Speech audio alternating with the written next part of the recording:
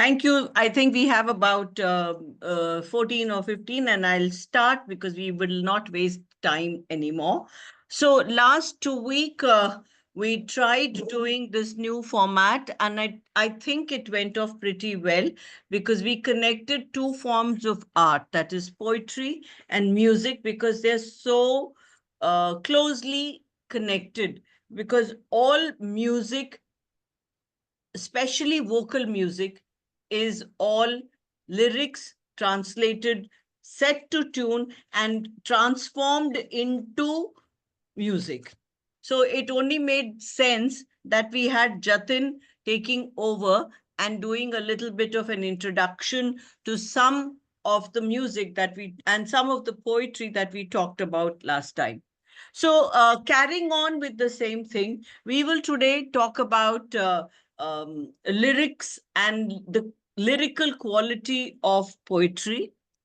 We have to understand one thing here, going into the history of the origin of poetry. If you look at it, most of the poetry, whether it is in Greek or in Sanskrit or in Hindi, in literature, the first form that emerged largely was in the form of poetry, and that was poetry written in a lyrical format so that it could be sung, it could be performed, and that is how it took shape. So most early forms of poems were lyrical in nature. And so we did talk about last time, we talked about the ballad being a lyrical form of poem, and we talked about other poems which had lyrical qualities and which could be sung, and we talked about war poems and stuff like that, and we talked about largely Bob Dylan for the benefit of those who were not there last week. Now, going back again to lyrical poems, today I thought I should tell you that lyrical poems need not necessarily only be ballads. We also have wonderful sonnets and other poems, which nature poems, which were written in lyrical style. The main thing is that when we call a poem lyrical, we have to look at the rhythm and the rhyme scheme. Now, the rhyme scheme and rhythm are two different things, but the rhythm depends upon the rhyme scheme of the words, the way the words have been put into a certain order according to the meter, as we call it. So according to that, the music is then set, whether it is in the Western classical music, in modern music, whether it is in pop or Bollywood or what you have it. And, it is always dependent on that. Now we look at a sonnet, and in very simple language, we're not going into all the specific qualities of a sonnet, except to say that a sonnet consists of 14 lines. Okay, thank you, Sandeep, for doing that. Sandeep has put up a definition where he talks about, he says, traditionally, the sonnet is a 14-line poem written in the iambic pentameter, employing one of the several rhyme schemes and adhering to a tightly structured thematic organization. Now, the very distinct quality of a sonnet is, of course, the 14 lines. But another very distinct quality of a sonnet is that it generally revolves around a feeling or a particular, which becomes, in fact, the theme. And it deals with emotions, it deals with moods, and it's very reflective in its nature. And most poems which are lyrical are, in fact, talking about feelings. They convey feelings rather than talking about a story like a ballad does, or talking about a story as a narrative poem does. So if you look at, going ahead with the description of sonnet, you have, we are only dealing with the simple sonnet, which is of 14 lines, and it has a very typical rhyme scheme.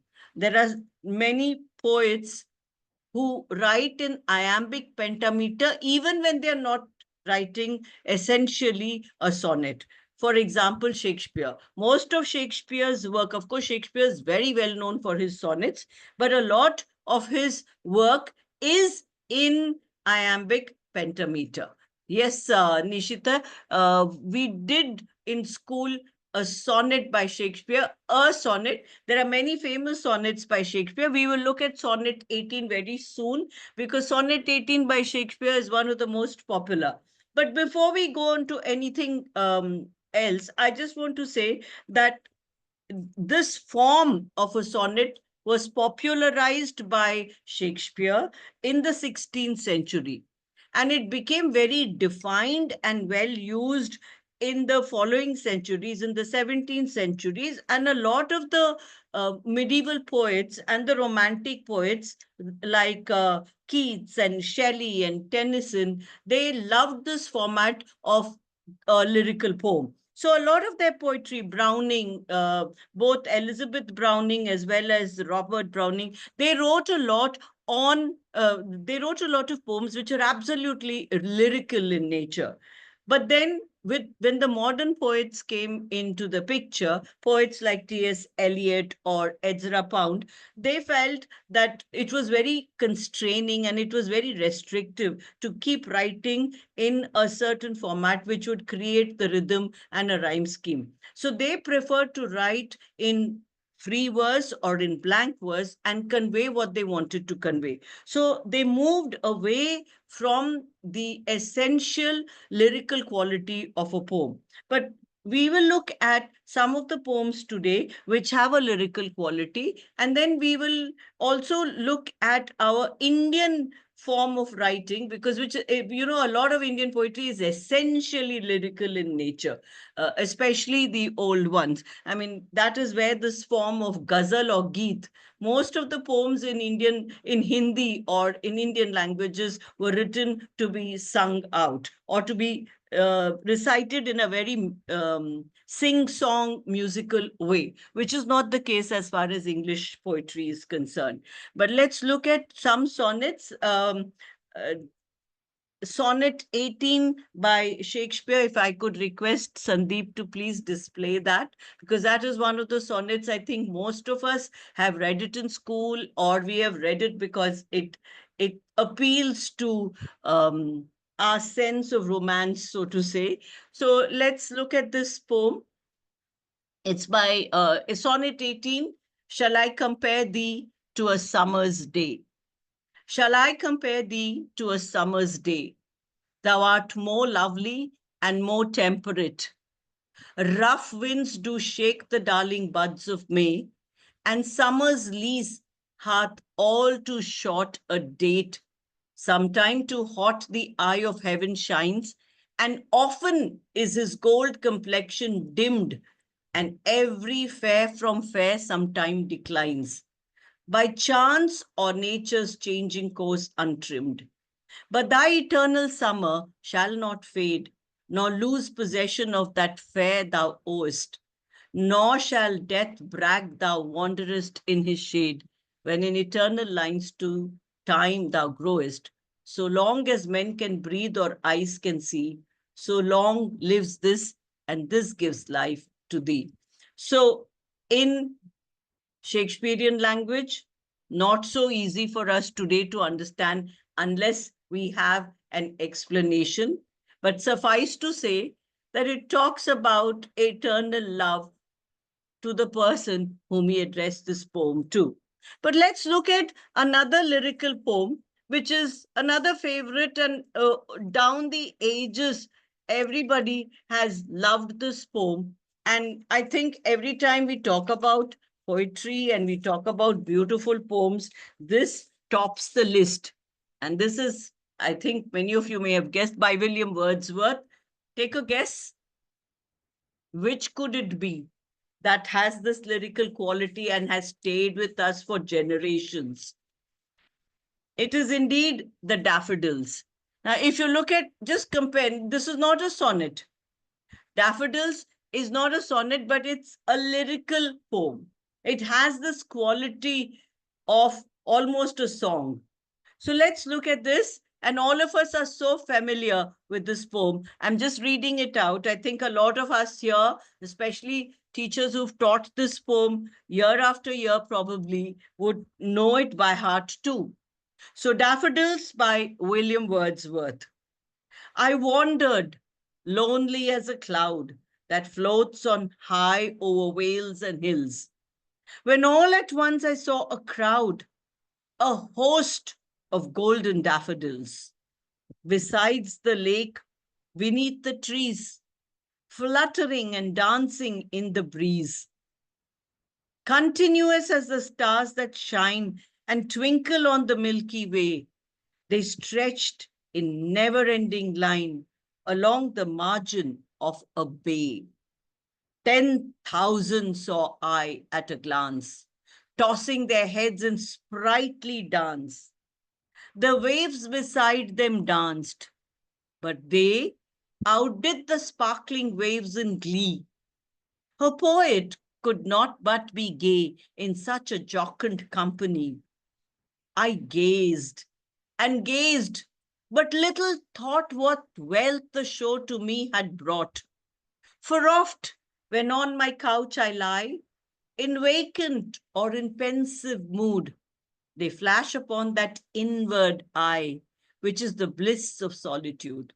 And then my heart with pleasure fills and dances with the daffodils. I think, especially the last stanza, is something none of us have really forgotten. And though it has not been set to music, as far as I know, it still has that quality of almost a song, and that's because of the rhyme scheme. Now, you look at the rhyme scheme and you'll see what I mean by it. Look at the first and the third line, look at the second and the fourth line, and look at the last two lines. So, here you go, A, B, A, B, C, C. That's how the rhyme scheme of all the stanzas go. And it sets a rhythmic quality to it. There's a definite rhythm, there's a definite scheme and a meter. Unlike in the iambic pentameter, it is about where you get the right stress and how you can speak it, and it's almost as if you sing it. When you see and hear BBC productions of Shakespeare's plays, you will understand this better, because the way the lines of even the plays are spoken, it's all iambic pentameter, which have these 10 syllables in one line, and how the stress has to be varied and how it is spoken, that it creates almost a sense of music in our minds.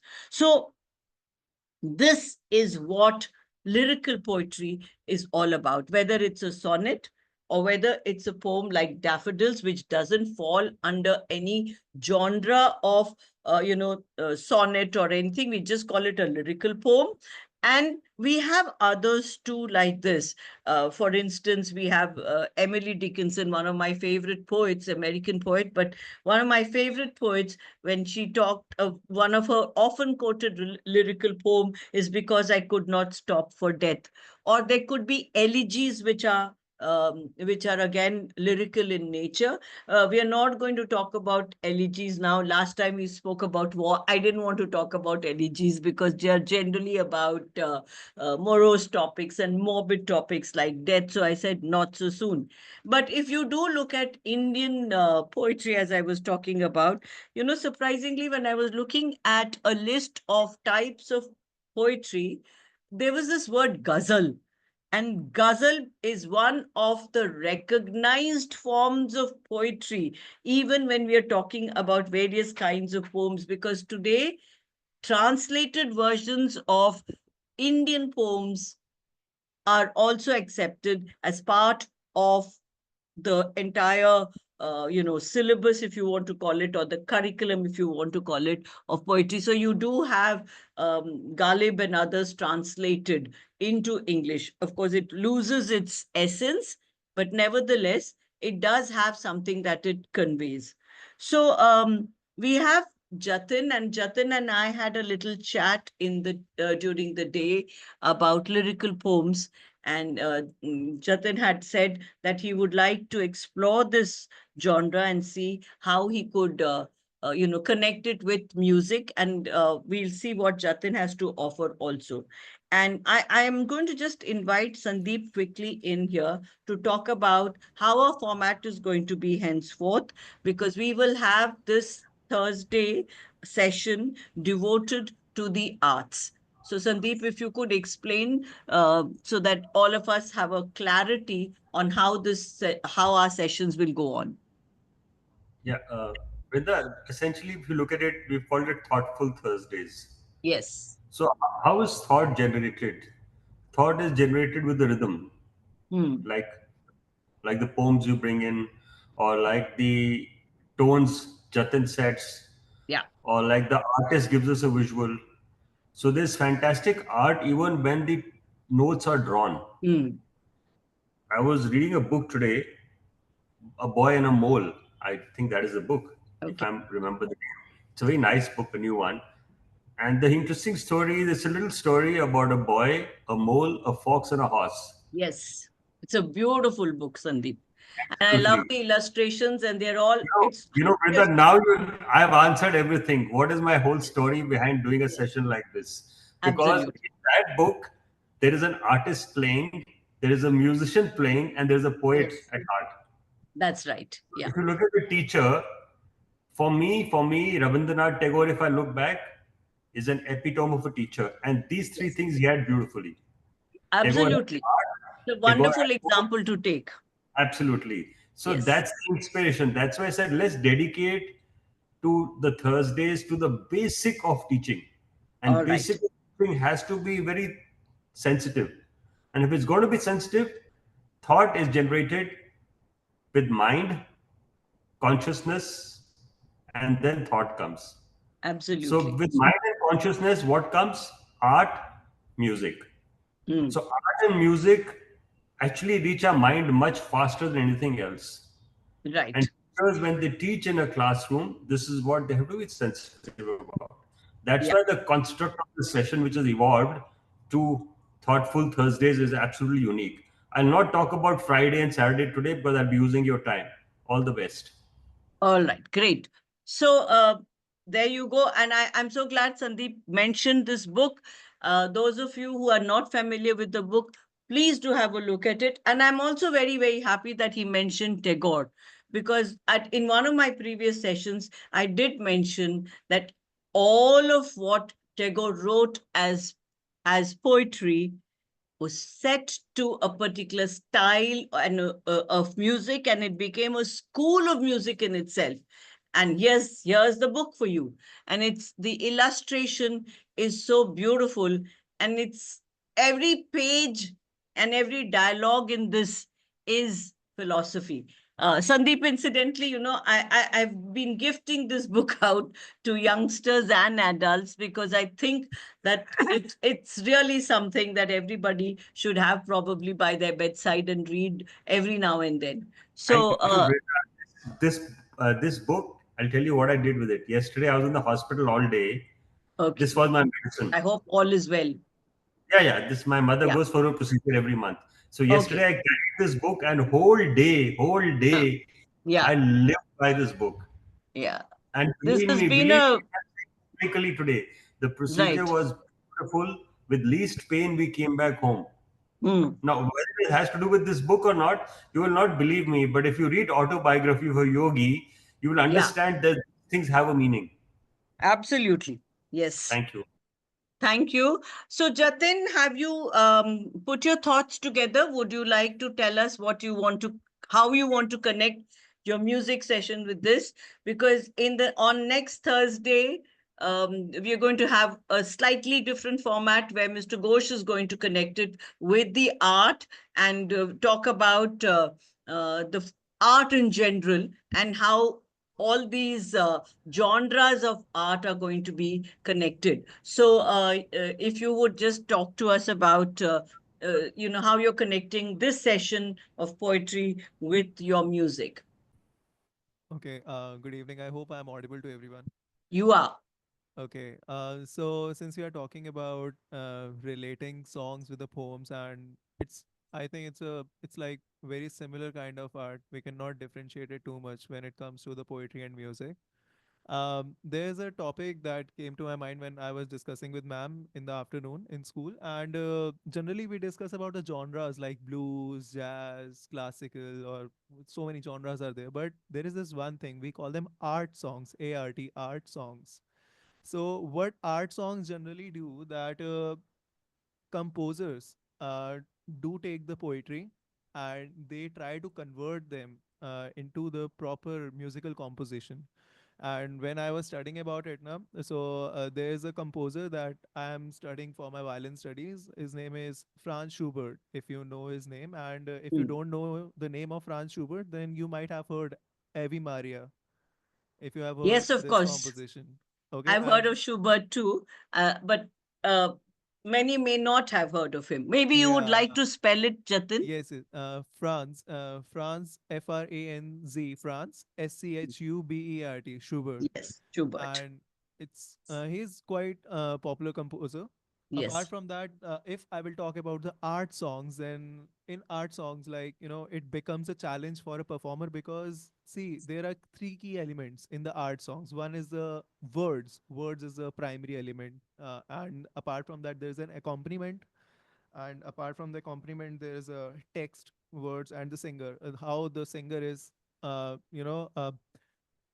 portraying everything, because so many things comes together. So today, for today, I also have chosen a poem Mm. which Schubert has used for the composition, and I also have a um, I also have a song form of it. All right. So let's start with that poem first. So the poem starts. The name is the Earl King. It's actually a German poem, but Mm. the English translation goes like. By the way, I will give a small intro about this poem. This poem is about the father who is carrying his child at the night time in the forest because the child is actually suffering badly from some disease. And Earl King is a mystical creature which boy is imagining, like the that mystical creature has came finally, has arrived to take him away from his dad forever. Okay. So the poem Okay. goes like, who rides so late through night and wind? It is the father with his child. He holds the boy tightly in his arms. He clasps him safely. He keeps him warm. My son, why do you Yeah, hide here your you are. face in Okay, my son, why do you hide your face in fear?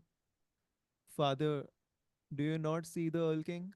The Earl King with crown and flowing robe. My son, it's just a mist. Dear child, come, go with me. Many lovely games I will play with you. Bright flowers grow on the shore. My mother has many golden robes. I mean, we can clearly see like how father is trying to calm the child from the fear. Apart from that, I mean, if I'm reading the poem, then and in the introduction, I have also said it's a night time in a forest, Mm. and if you try to imagine the things that are happening through the words only. Yeah. Now, if we are only using the words, and if we try to use the same thing in a composition, then you can Mm. clearly imagine how many more emotions we are adding through the music. And if I am talking about the instrument, that is not only accompanying the singer, the instrument is a part of that composition now, because you will see the elements that I used with the music with that. Let me share my screen with you.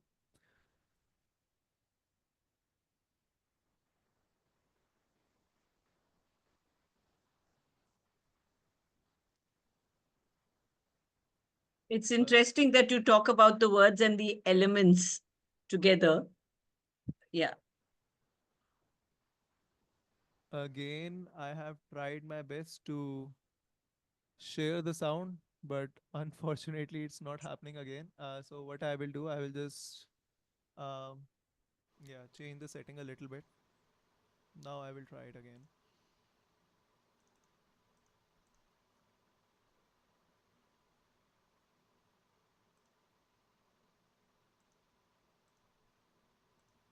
Okay. Please let me know if it is audible or not. Yeah, it is. It is. Perfect.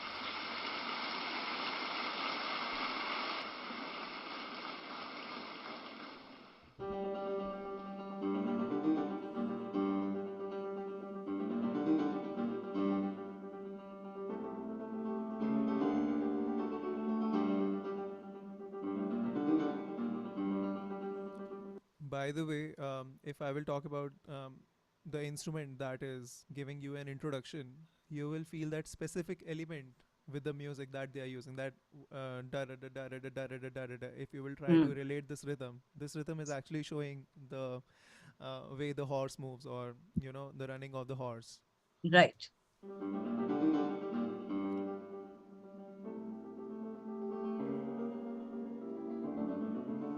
Wer reitet so spät durch Nacht und Wind? Es ist der Vater mit seinem Kind. Er hat den Knaben wohl in dem Arm. Er fasst ihn sicher, er hält ihn warm.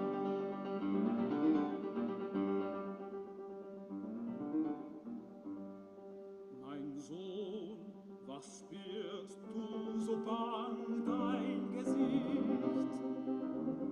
Siehst Vater, du den Erlkönig nicht,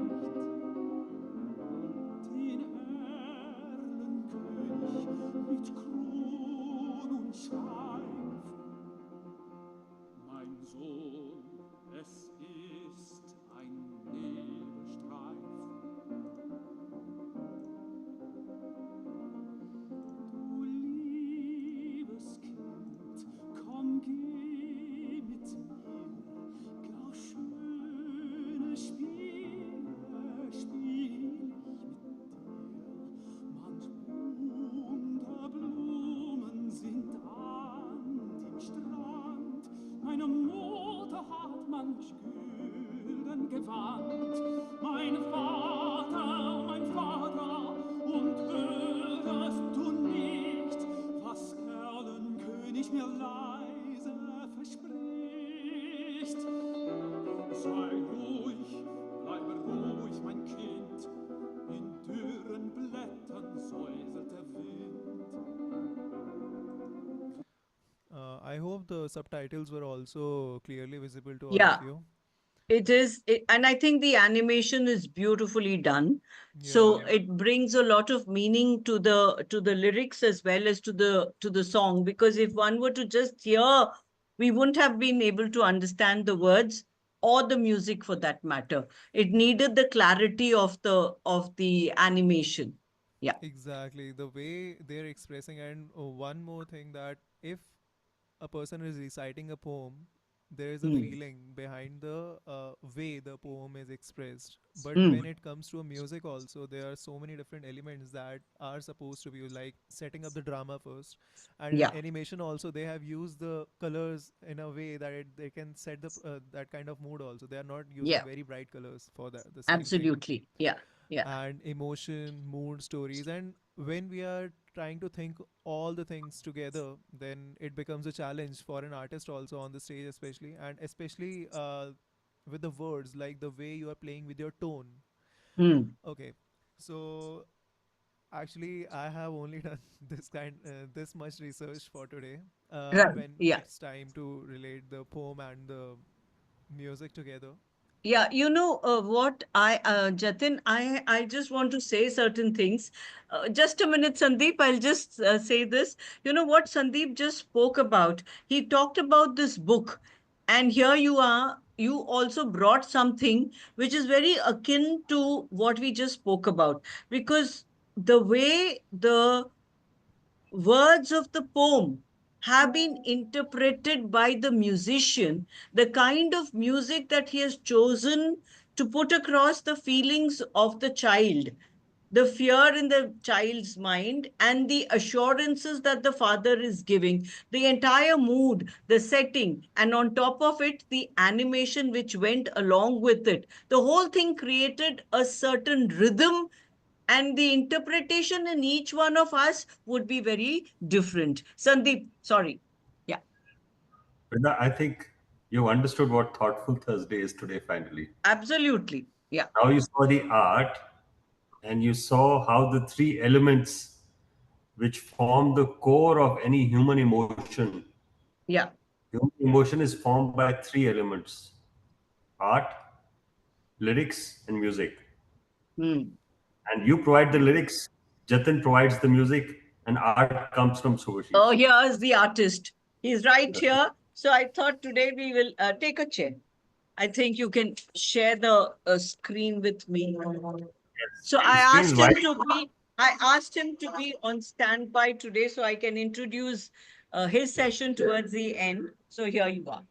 Yeah. Subhashish and Brinda, come closer. You are very close to each other. Come closer. Shift. Bring your chairs closer. Bring your Yeah. chairs closer. Then we get a better frame. Right. Yeah. Right. Subhashish, sir, we are honored. I bow down to you, Oh. and I wish God gives me space on your feet and the dust of your feet because I respect you so much. And I've been wanting to have Brinda lead this and create the, if I can say in 2 words, the Shanti One experience. And the whole inspiration behind bringing art, music, and poems together was to tell everyone that today there's only space for liberal arts in the world. All the other arts machines will take. I'm saying something very loud to the teachers today. Yeah. Everything else machines will eat up. I'll share something very frightening with you. I got a email this morning, a genuine email, that you have a podcast channel. Let us use your voice for generative AI. We'll pay you $1,000 a week as long as we keep using your voice. So you'll be frightened to hear this. Now, my concern is that if I succumb to the $1,000 a week, my voice could really be used for anything and everything by generative AI. So I have not given permission, but that does not stop DeepSeek from grabbing it without being honest and asking for permission. Yes. But here was an artist who took the liberty of sending me an email saying that we want to do AI work and we find that there are good amount of videos on your podcast. Let us use your voice for generative AI building a LLM model. So, and this is where we have reached.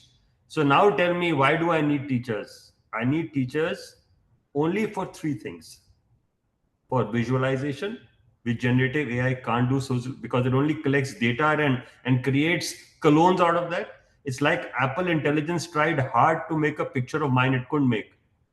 I guess it will make due course. I guess it will make due course, but where will it learn from? It learns from Subhashish Ghosh because he's the one who gave art a form. So when an art form arises and you are able to match that with words, that's where resonance happens. And music is nothing but resonance. It's nothing more than that. So over to you people. I have said my 2 cents here. I am grateful you give me a chance to come in again and again, Brinda. And I said this much very loudly to Brinda in the morning in a message today, that we want this platform to help teachers feel powered and empowered. So teachers should not only grow professionally, but we would like to honor them for coming here. And we will do that. We are working on a grant format for teachers who work with us. We value your time. The only thing we have in life is time. And if we can't value anyone's time, then we should not be here. So I suggest everyone, please come in time. Please stay to 45 minutes.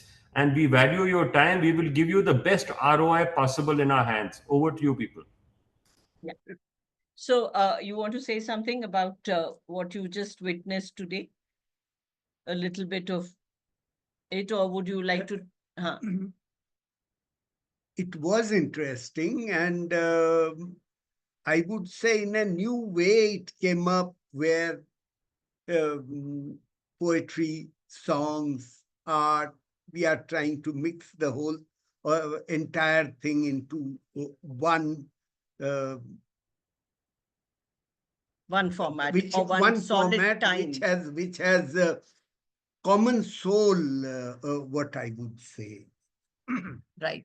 So in the next session, we would want to take up also, different forms of art, and Mr. Ghosh would be talking about art appreciation in general and how it applies to all forms of art. And this is, it's not going to be a class on drawing or painting, but it's going to be a class on how to interpret any any form of art for that matter, whether it is music, whether it is visual arts, or whether it is, poetry, anything at all. So this is something that he has in mind to do.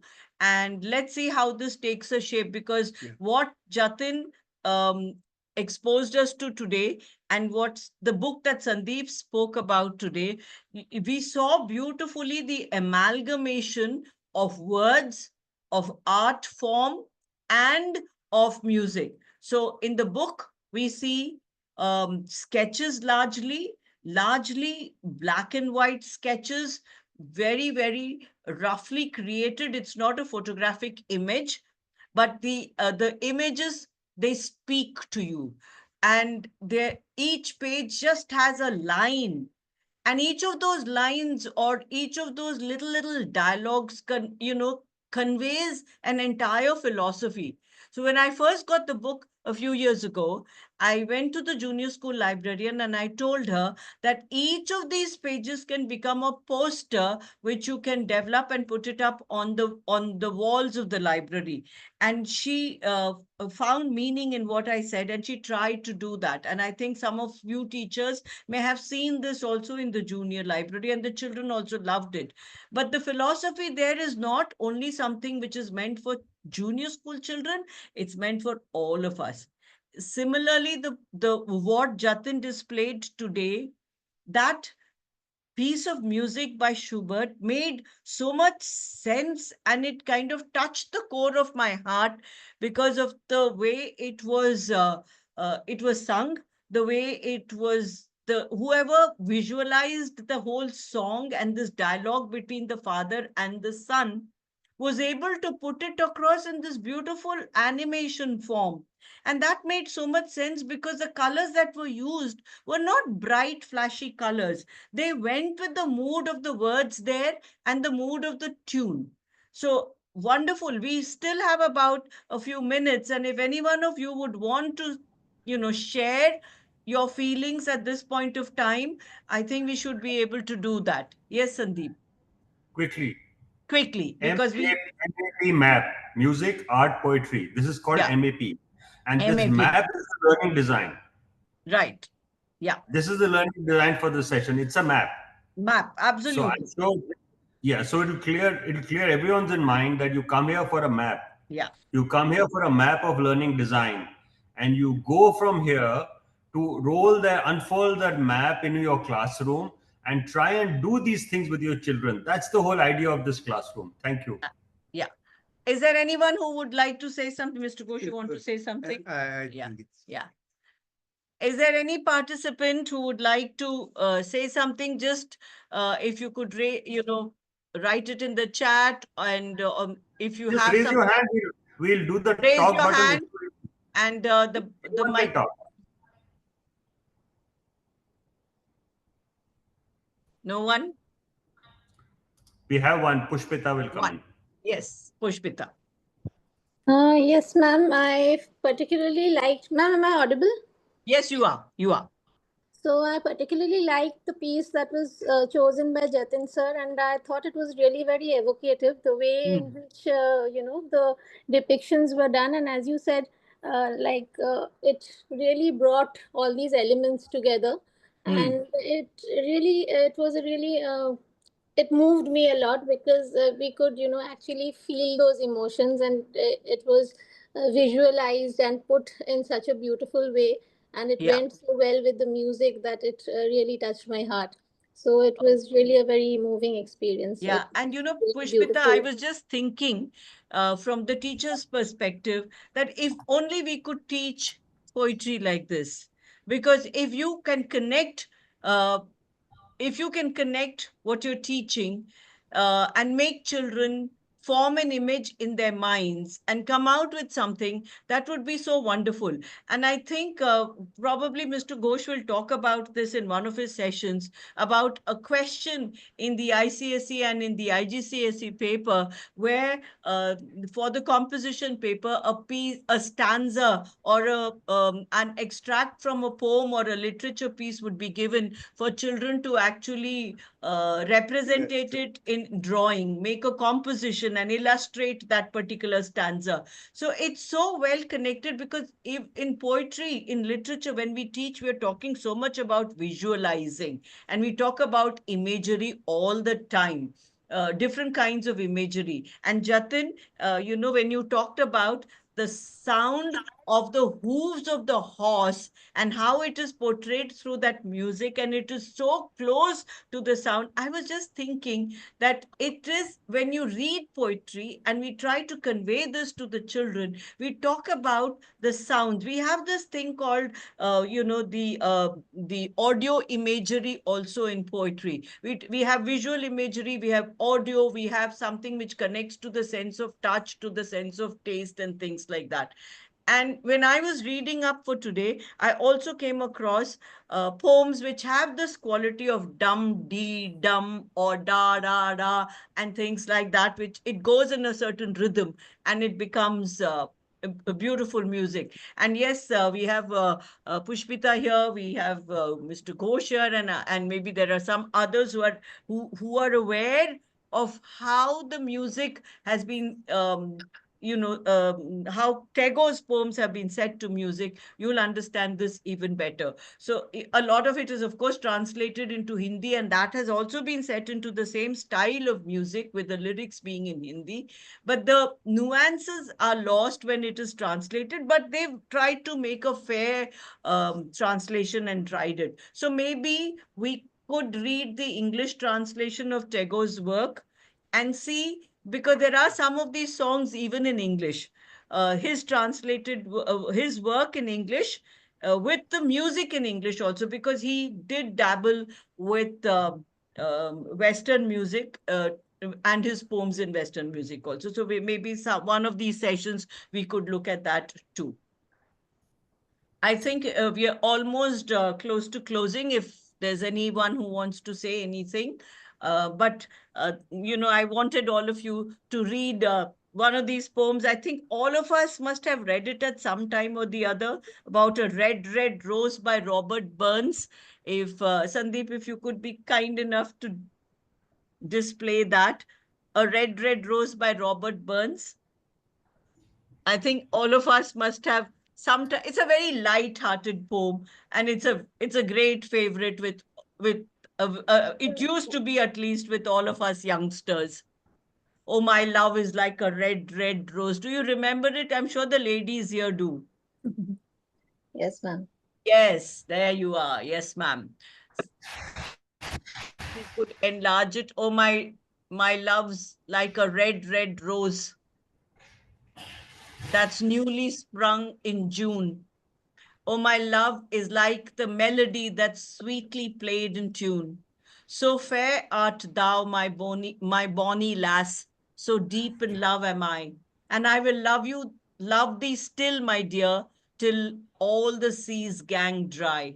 Till all the seas gang dry, my dear, and the rocks melt with the sun. I will love thee still, my dear, while the sands of life shall run. And fare thee well, my only love, and fare thee we a while. And I will come again, my love, though it were 10,000 miles. Jatin, next session, find the song and let's hear that. Right? Perfect. I think Yes, we ma'am. are almost close to closing time. Yeah. Okay, we have Thank a you. I will also share the link of today's right. Absolutely. Yeah, songs So I just wanted to bring in the channel here because there's a recording of every session here. right. Great. That's Great. why I got the YouTube channel on the screen. So Right. what we do every day of the week at 7 p.m. that very day, it'll be a live on YouTube. We have Wonderful. set a deadline of 7 p.m. So what we do today, by 7 p.m. it'll be rolling on YouTube. So if the people Right. who say they can't log in or they don't know, just tell them then follow the session on YouTube after Right. we have. So Right. that's why I Lovely. brought this in. Over to you, Jatin. Jatin, you sorry, were sir. saying something. No, no, ma'am, I've just shared the link and I was looking at my different screen for some Right. other work. Okay. Sorry. It's Yeah. okay. You've shared the link. That would be Yes, lovely. ma'am. We would love to hear that and see the animation and show it to the children. Some of us would like to do that too. Yes, Thank ma'am, of you. course. It's exactly 15 minutes past 6, and we shall end our session here. Thank you, everyone, for being part of this thoughtful Thursday session. And let's hope to meet next Thursday. And as Sandeep has rightly put it, for the map session, music, art, and poetry. Thank you. Good evening, everyone. Thank you, Jatin. Thank you, Mr. Ghosh. Thank you, Mrs. Ghosh. I'm calling you Thank Mrs. you. Ghosh. And thank you. Thank you so much, everyone. Thank you, Sandeep and Jatin. Bring a girlfriend along. We'll have frames then, like in one That's frame. right. Yeah. Have the couple and your frame. Bring your girlfriend along next time. Right. Bye, Okay. Jatin. Bye. Thank you. Bye, Thank you, bye. everybody. Bye-bye.